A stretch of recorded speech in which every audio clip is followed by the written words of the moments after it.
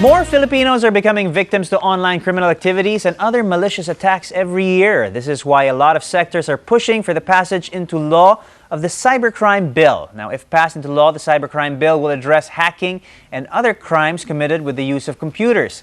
But just how rampant is cybercrime in the Philippines and how can we avoid it? Well, Superintendent Romel Miranda joins us now to discuss just that. Now, Colonel Miranda majored in human rights and cybercrime forensics during his stint as a Humphreys Scholar at the University of Minnesota in the United States. Good morning. It's a pleasure to have you again with us, Colonel Miranda.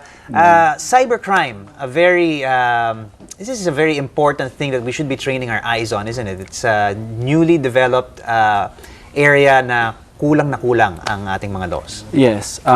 Actually, in the Philippines, this was highlighted by an incident in 2000. Remember the I Love You virus? Yes. Most of the computer networks were affected all over the world, and US really was hit by that, and it's unfortunate that it has to emanate from this country. I know, it's a very, very sinister claim to fame that we have, that the virus which affected systems worldwide, all over the world, particularly very heavily in the United States, was created here and originated here from us. But maybe that's a very specific example, but I suppose we should define perhaps what exactly cybercrime is. Well, there is no single definition, but internationally, any crime committed with the use of the internet or committed through the internet or with the use of computer is considered a cybercrime. Right. Now, the intent is that we should punish acts that are committed in the cyber world as if it is committed in the real world. Okay. So that's the intent of the... What are the most common forms of cybercrime? I mean, we touched on it during the intro. I mean, we were talking about cases of fraud. They're of course related to the sex trade. What forms do these crimes usually take? Okay, if you look at the overall network of computers, there are a lot of crimes that you could commit. So from the terminal, for example, I have here a laptop or a desktop, for example. I could commit a crime by gaining unauthorized access. Right. If I intercept a signal, for example, using communication lines, that could be a form of a cybercrime also. And when you go to the content, then there you go to child pornography, copyright infringement, and then you have stalking, harassment, and very recently, also a few weeks ago, we had a big to-do about these crush videos where animals were being killed for people who were willing to pay for something like this. Yeah. In fact, I'll tell you a story. You know? In Europe, when this bill was being proposed, based on the Cybercrime Convention, they came up with an ingenious way of convincing the legislators at the time, because I said the legislator asked, why is there a need for the Cybercrime bill? And one of the presenters showed a lot of information about that legislator that were taken from open sources, and he was amazed with the amount of information that was available without actually disclosing it. Siguro yung mga very common cases would be identity theft, where you have with the proliferance of social networking and that sort of thing, where you actually have so many details about yourself available, like you said, open sources. You don't need to technically hack into any type of information database. People who want to steal your identity, who want to steal certain details and use that for ill purposes, can actually do that, and it's very easy to do that. So there really should be we should be training our attention towards protecting ourselves from the potential of crime in the cyber world. Yeah, the Philippine setting is quite different. No? We have a distinction of having a lot of people using using Facebook and other social networking sites. Although availability of computer here in the country is low, you can see the proliferation of internet cafes and things like that, and a lot of people go there. That's one thing. No, Filipinos would really like to communicate through the internet. Second is that we still lack legislation, as we said, and the capability of law enforcement agencies. Okay. Where do we stand now in terms of the types of laws that are already in place. And the laws that I believe there's a recent bill that's been passed that will be become active soon.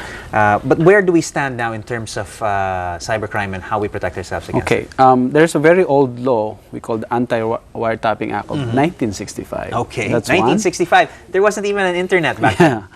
This is more on wiretapping, okay, and then Access Device Regulation Act, more on credit card use, fraud, and things like that. And then with what happened in the I Love You virus, there was a passage of the Electronic Commerce Act. Then we recognize that there's a need for electronic signature, electronic processing, commerce, and things like that.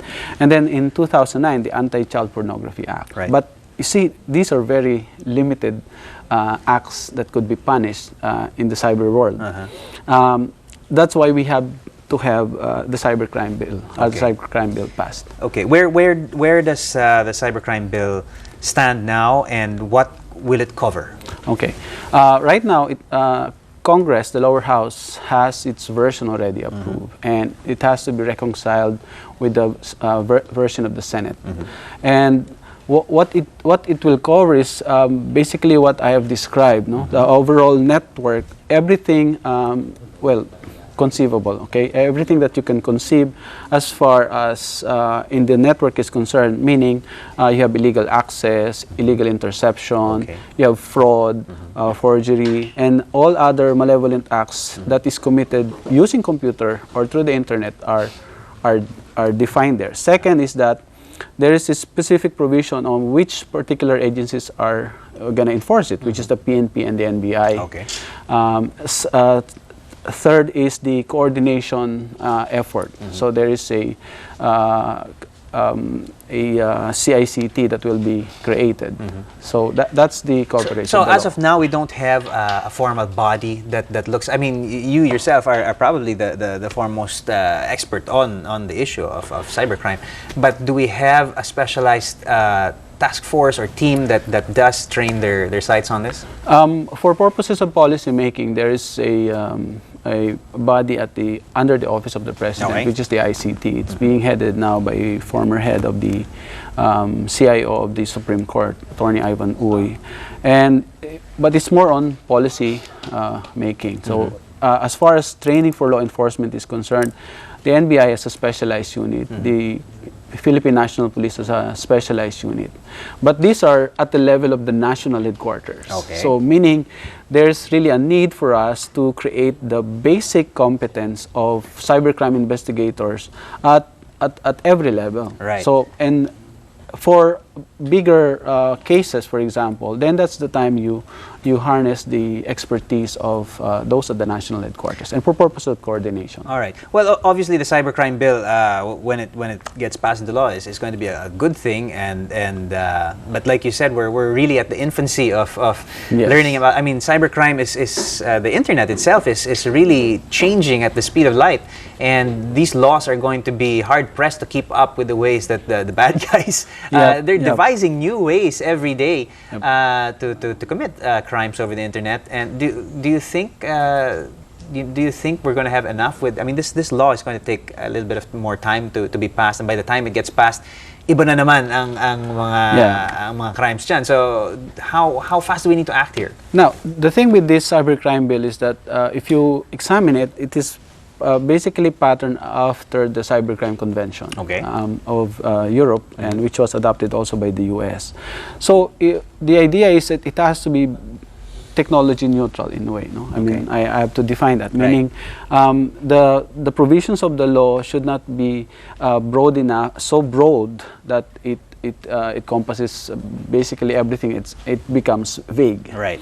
It cannot be so detailed or very specific that it When becomes technology changes, it won't be covered anymore. Yes, so that's Right. that's the intent of the law. Okay. So it has to cope with it has to provide regulation without actually identifying specific technology or whatever applications that you might have in the future. All right. Well, for everyday folks, obviously, I suppose it will pay to keep an eye on our own backyard to Yep. begin with. For folks out there who are constantly on the net, what are some of the things that we should be watching out for in terms of making sure that, you know, when you go out, common sense mo na lang yung don't Yep. go into dark alleys, don't, you know, but in terms of Cybercrime.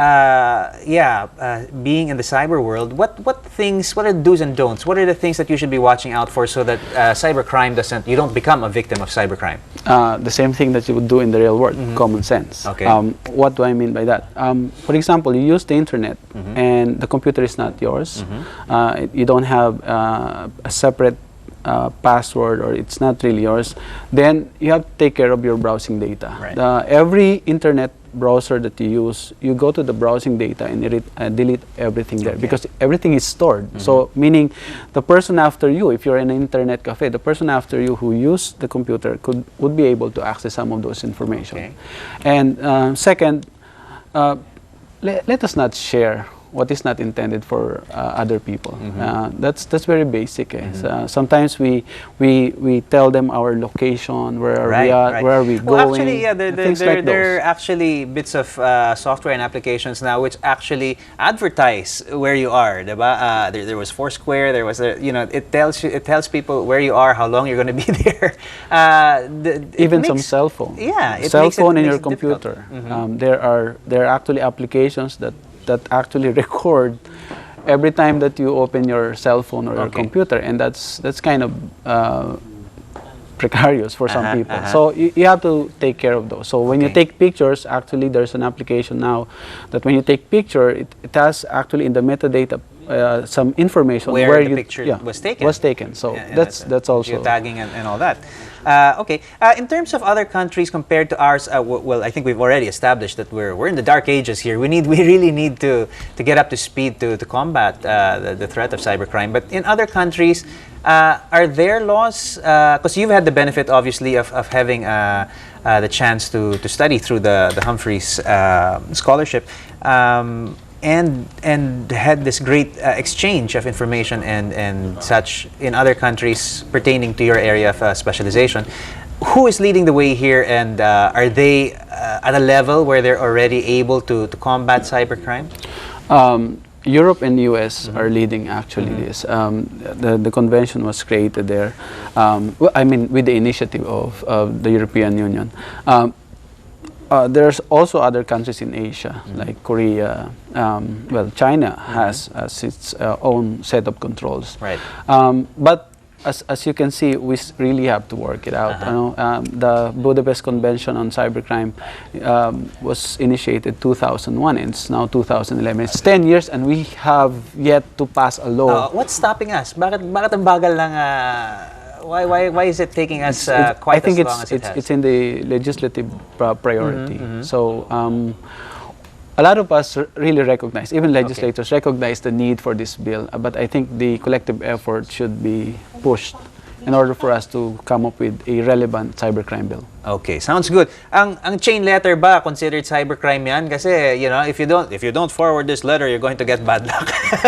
There are some countries that actually yes, that prohibits those spam mails. Really? Okay. Well, there's spam regulation, but for us it's not. I will certainly support that if it does, because spam and chain letters are certainly the bane of my existence. It fills up my inbox and it really ruins my day to have all these unwanted bits of mail in there. It should be a crime. And yeah, these are unsolicited, you know, and well, you also have those in your cell phone. Yeah, that's why true. in the bill, cell phones are actually included as one of the devices. All right, okay. So the days of spam mail and unwanted chain letters are numbered because we've got Superintendent Romel Miranda on the job telling us all about cybercrime and the upcoming cybercrime bill that hopefully will be passed into law very, very soon. Thanks for keeping us up to date on what we should be watching out for in terms of cybercrime.